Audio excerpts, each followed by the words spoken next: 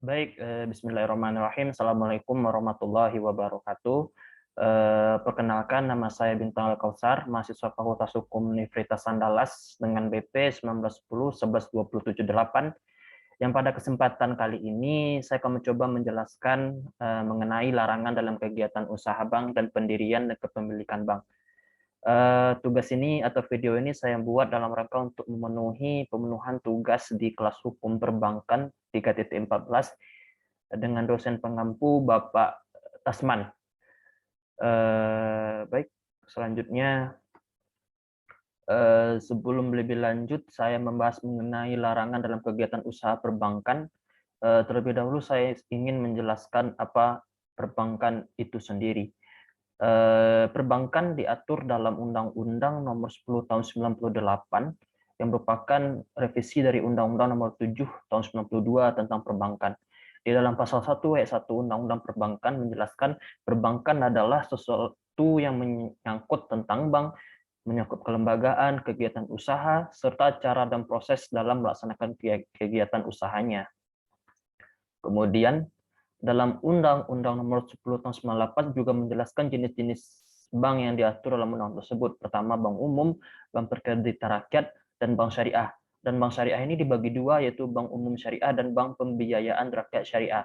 Sebelum adanya revisi Undang-Undang Nomor 10 Tahun 98, jenis-jenis bank menurut Undang-Undang Nomor 7 Tahun 92 hanya dua, yaitu bank umum dan bank perkreditan rakyat. Namun setelah direvisi dan juga dimasukkannya prinsip-prinsip syariah, maka jenis-jenis bank bertambah satu dengan ditambahnya bank syariah. Baik, mengenai larangan dalam kegiatan usaha bank. Pertama, usaha yang tidak boleh dilakukan bank umum. Mengenai kegiatan usaha yang boleh dilakukan bank umum diatur dalam pasal 6 Undang-Undang Perbankan. Yang mana tentu usaha yang tidak boleh dilakukan bank umum adalah usaha yang tidak boleh usaha yang tidak dilakukan kecuali yang diatur dalam pasal 6 UU Perbankan. Secara umum, usaha yang tidak boleh dilakukan bank umum adalah yang pertama, melakukan penyertaan modal kecuali kegiatan penyertaan modal pada bank atau perusahaan lain di bidang keuangan dan kegiatan penyertaan modal sementara untuk mengatasi akibat kegagalan kredit atau kegagalan pembayaran berdasarkan prinsip syariah, dengan syarat harus menarik kembali penyertaannya dengan memenuhi ketentuan ditetapkan oleh Bank Indonesia. Kemudian melakukan usaha perasuransian. Yang ketiga, melakukan usaha lain di luar kegiatan usaha sebagaimana dimaksud dalam kegiatan usaha bank umum konvensional. Selanjutnya, usaha yang tidak boleh dilakukan oleh bank perkreditan rakyat. Secara umum terdapat perbedaan antara BPR dan bank umum, yang mana BPR tidak boleh melakukan kegiatan usaha yang dilakukan oleh bank umum. Maka dari itu dapat disimpulkan beberapa usaha yang tidak boleh dilakukan oleh BPR. Yang pertama, menerima simpanan berupa giro, melakukan kegiatan usaha dalam falas atau valuta asing, melakukan penyertaan modal dengan prinsip prudent banking and concern terhadap layanan kebutuhan masyarakat menengah ke bawah, melakukan usaha perasuransian, melakukan usaha lain di luar kegiatan usaha sebagaimana dimaksud dalam usaha bank perkreditan rakyat. Kemudian mengenai usaha yang dilarang dalam kegiatan perbankan syariah adalah sebagai berikut. Namun sebelum saya lebih menjelaskan hal tersebut, terlebih dahulu kita harus lebih tahu hal-hal yang dilarang dalam bisnis syariah. Yang pertama, riba gitu. Tentu jelas riba dilarang dalam perbankan syariah. Yang mana maksud riba itu sendiri adalah penambahan pendapatan secara tidak sah atau batil antara lain dalam transaksi pertukaran barang jenis yang tidak sama kuantitas ataupun kualitasnya, waktu penyerahan atau transaksi peminjaman meminjam yang mensyaratkan nasabah diberi nilai tambah atau uang lebih atas peminjamannya tersebut. Kemudian maisir. Maisir adalah transaksi yang digantungkan kepada suatu keadaan yang tidak pasti. Kemudian goror. Goror ini adalah transaksi yang objeknya tidak jelas sama sekali. Yang keempat adalah haram, adalah objek yang ditransaksikan itu haram. Yang kelima adalah zalim, yaitu transaksi yang menimbulkan kerugian di antara kedua belah pihak. Nah, di sini mungkin usaha yang tidak boleh dilakukan bank syariah akan saya bagi dua, yaitu untuk bank umum syariah dan untuk bank pembiayaan rakyat syariah.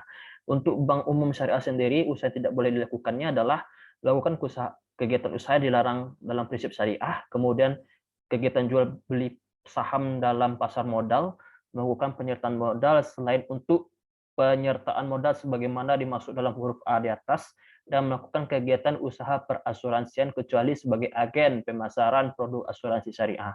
Sedangkan usaha yang tidak boleh dilakukan oleh BPRS atau Bank Pembiayaan Rakyat Syariah yang pertama adalah melakukan kegiatan usaha di luar dari prinsip syariah, menerima simpanan berupa giro atau ikut serta dalam lalu lintas pembayaran, melakukan kegiatan usaha dalam falas kecuali penukaran uang asing dengan izin OJK. Keempat, melakukan kegiatan usaha perasuransian kecuali sebagai agen pemasaran produk syariah. Yang kelima, melakukan penyertaan modal kecuali pada lembaga yang dibentuk untuk menanggulangi kesulitan likuiditas BPR. Dan terakhir, melakukan usaha lain di luar kegiatan usaha BPRS. Baik, selanjutnya saya akan menjelaskan mengenai pendirian dan kepemilikan bank. Nah, berdasarkan ketentuan pasal 16 ayat 2 UU nomor 10 tahun 98, setiap permohonan izin usaha perbankan wajib memenuhi persyaratan perbankan sebagai serikut. Yang pertama adalah susunan organisasi dan kepengurusan. Yang pertama syaratnya adalah susunan organisasi dan kepengurusan. Yang kedua adalah permodalan. Ketiga kepemilikan. Keempat keahlian di bidang perbankan. Dan kelima kelayakan rencana kerja. Yang mana semua persyaratan ini dan tata cara perizinan untuk melakukan pembentukan bank, pendirian bank, di atas haruslah ditetapkan oleh Bank Indonesia. Baik, yang pertama pendirian dan kepemilikan bank umum. Nah, untuk pendirian dan kepemilikan bank umum ini sebenarnya sudah diatur dalam pasal 9 PBI nomor 6/24 PBI tahun 2004, yang mana izin usaha diajukan oleh pihak yang telah mendapatkan persetujuan prinsip kepada Gubernur BI wajib disertai dengan pertama akta pendirian, kedua data kepemilikan masing-masing pihak, daftar susunan dewan direksi, dokumen yang telah diajukan sebelumnya yang juga telah mengalami perubahan, bukti pelunasan modal, bukti kesiapan operasional, surat pernyataan dari pemegang masing-masing saham, kemudian juga persetujuan atau penolakan atas permohonan izin usaha diberikan selambat-lambatnya 60 hari, penelitian atas kelengkapan dokumen, dan sebagainya. Kemudian, pendirian bank umum konvensional ini didirikan dengan izin Gubernur BI, dan juga modal yang disetorkan minimal 3 triliun. Dan juga yang bisa mendirikan bank umum ini ataupun kepemilikan bank umum ini hanyalah ada dua gitu. Yang pertama warga negara Indonesia atau Badan Hukum Indonesia. Yang kedua adalah warga negara Indonesia atau Badan Hukum Indonesia ditambah dengan warga negara asing atau Badan Hukum asing secara kemitraan dengan kemaksudtuan maksimal sebesar 99% modal disetor.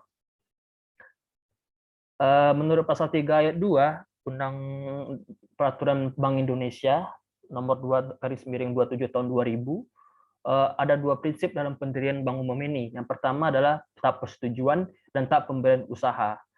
Yang kemudian tahap persetujuan dan prinsip ini oleh Dewan Gubernur melampirkan yang pertama rancangan akta pendirian badan hukum, kegiatan usaha sebagai bank, permodalan, kepemilikan, wewenang dan tanggung jawab. Dan data kepemilikan berupa daftar calon pemegang saham, daftar calon anggota simpanan pokok, daftar calon anggota Dewan Komisaris, dan juga rencana susunan struktur organisasi personalia, serta rencana kerja bisnis. Baik, selanjutnya mengenai pendirian dan kepemilikan bank perkreditan rakyat. Sebenarnya tidak jauh beda syarat-syarat antara bank umum dengan bank perkreditan rakyat. Salah satunya mengenai syarat-syarat yang harus dipenuhi seperti yang diatur dalam pasal 16 ayat 2 tadi. Kemudian juga ditambah dengan syarat-syarat lain seperti bank perkreditan rakyat ini hanya boleh dimiliki dan didirikan oleh warga negara Indonesia, Badan Hukum Indonesia, pemerintahan daerah, atau dua pihak atau lebih sebagaimana yang dimaksud di atas. Kemudian modal yang minimal yang wajib disetorkan oleh bank perkreditan rakyat ini adalah dibagi atas 6 kriteria. Yang pertama 5M untuk yang berada di wilayah Jakarta, yang kedua 2M untuk berada di wilayah sekitaran ibu kota, Pulau Jawa, Bali, Kabupaten atau Kota Bogor, Depok, Tangerang atau Bekasi. Kemudian ketiga 1 miliar didirikan ibu kota di luar Pulau Jawa dan Bali gitu. Kemudian yang keempat ada 500 juta bagi BPR di wilayah lain yang selain dari 3 kriteria di atas atau kriteria sebelumnya.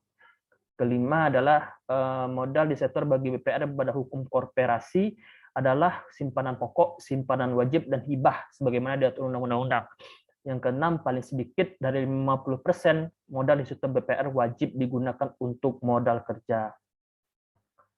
Kemudian pendirian dan kepemilikan bank syariah ini. Di sini saya akan mencoba menjelaskan pendirian dan kepemilikan bank syariah ini dari 2 jenisnya, yaitu bank umum syariah dan bank pembiayaan rakyat syariah. Nah, untuk bank-bank umum syariah ini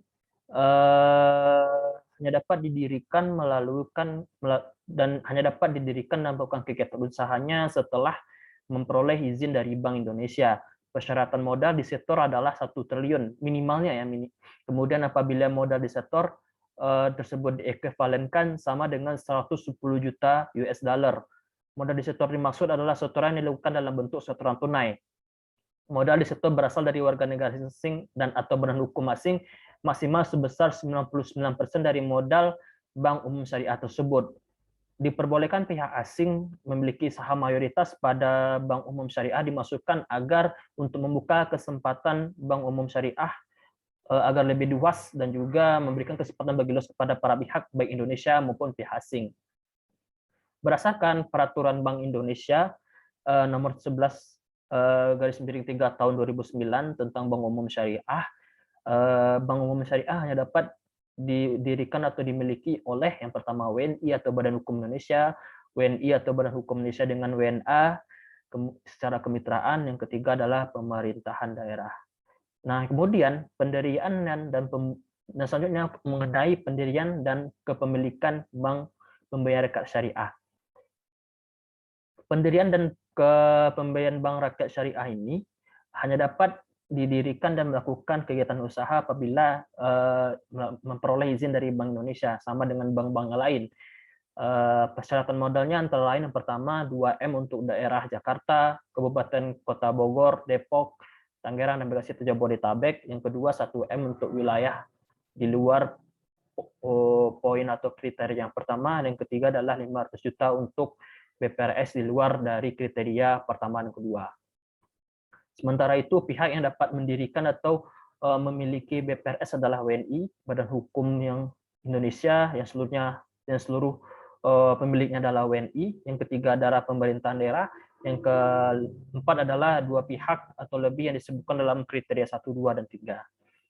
Kemudian, permohonan persetujuan prinsip pendirian bank pembiayaan rakyat syariah ini wajib melampiri dokumen antara lain sebagai berikut. Yang pertama adalah rancangan akta pendirian BPRS. Yang kedua, data kepemilikan dari bank perkreditan syariah tersebut. Yang ketiga adalah daftar calon anggota direksi.